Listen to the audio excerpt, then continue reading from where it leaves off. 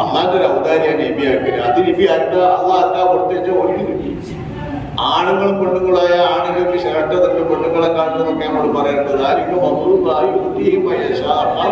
മുതലാണത്. ഞമ്മളി കൂടി അള്ള പെണ്ണാക്കി കിണിച്ചാൽ നമുക്ക് കിട്ടൂല. എന്ന മാതിരി ഓരോരോ ഷറഫും അള്ളാഹു നൽകുന്ന ഫضലാണ്. ആ ഫضല് അള്ളാഹു സുബ്ഹാനഹു വ തആല ബദരീങ്ങൾക്ക് അള്ളാഹു തആല നൽകാൻ തീരുമാനിച്ചു. അള്ളാഹു തആല അത് നൽകി. ആ നൽകിയവർ അതിനു വേണ്ടി തിരഞ്ഞെടുക്കപ്പെട്ടവരാണെന്ന് നമ്മൾ പറയുന്നു. അങ്ങനെ തിരഞ്ഞെടുക്കപ്പെട്ടവർക്ക് എന്താണുള്ള പ്രത്യേകത? അങ്ങനെ തിരഞ്ഞെടുക്കപ്പെട്ട കുറെ ആളുകൾ ഉണ്ടായാൽ അവരെ നമ്മൾ അവരുടെ തിരഞ്ഞെടുക്കപ്പെട്ടവരാണെന്ന മഹത്വം അംഗീകരിച്ച് വിശ്വസിക്കരുത്. നബിമാരെ പറ്റി വിശ്വസിക്കണമായി, മലക്കുകളെ പറ്റി വിശ്വസിക്കണമായി.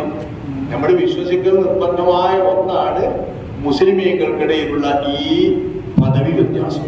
എന്താ പദവി വ്യത്യാസം? വിശ്വസിക്കേണ്ടത് മുസ്ലിമീങ്ങളുടെ സംഘത്തിൽ നിന്ന് ഏറ്റവും ഷറഫുള്ളവർ ബദരീങ്ങളാവുന്നു എന്ന്.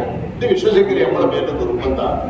ഇത് വിശ്വസിക്കുന്നില്ലെങ്കിൽ അവർ ഇസ്ലാമിന്റെ ഈമാന്റെ ഒരു ഭാഗമില്ല. ഈമാൻ കാര്യത്തിന് ഒരു കാര്യം അവർ വിശ്വസിച്ചിട്ടില്ല.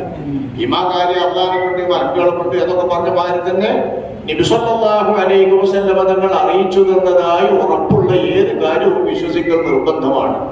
ആ കാര്യം വിശ്വസിച്ചില്ലെങ്കിൽ ചിലത് അവിശ്വസിച്ചാൽ കാഫിറാകും, ചിലത് അവിശ്വസിച്ചാൽ വിദേഹത്തുകാരനാകും. ഈ കാര്യം വിശ്വസിച്ചില്ലെങ്കിൽ വിദേഹത്തുകാരനാകും. ഏത് കാര്യം വിശ്വസിച്ചില്ലെങ്കിൽ ലോകത്തെ മുസ്ലിം ഉമ്മത്തിൽ വെച്ച് ലോക ജനതയിൽ അമ്പിയാക്കന്മാർ കഴിഞ്ഞാൽ ഏറ്റവും ശറഫുള്ളവർ നബിയുടെ സ്വഹാബത്തിൽ ബദരീങ്ങളാകുന്നു എന്നത് വിശ്വസിച്ചിട്ടില്ലെങ്കിൽ നമ്മൾ വിദേഹത്തുകാരാകും, വിശ്വാസം പിഴച്ചവരായി. അള്ളാഹു നമ്മെ കാത്ത് രക്ഷിക്കുമാറാവട്ടെ. അപ്പൊ അത് നമ്മൾ വിശ്വസിക്കലെങ്കിൽ നമുക്ക് കിട്ടുന്ന ഒരു വലിയ ശ്രമം. അത് വിശ്വസിക്കാത്ത എത്ര ആളുണ്ട്? ബദരീങ്ങൾ എന്ന് പറഞ്ഞാൽ എന്താ എന്ന് പറയുന്നത് കുറെ ആൾക്കാരില്ലേ അള്ളാഹു തആലാന്റെ മുന്നോട്ട് മനുഷ്യന്മാരിൽ.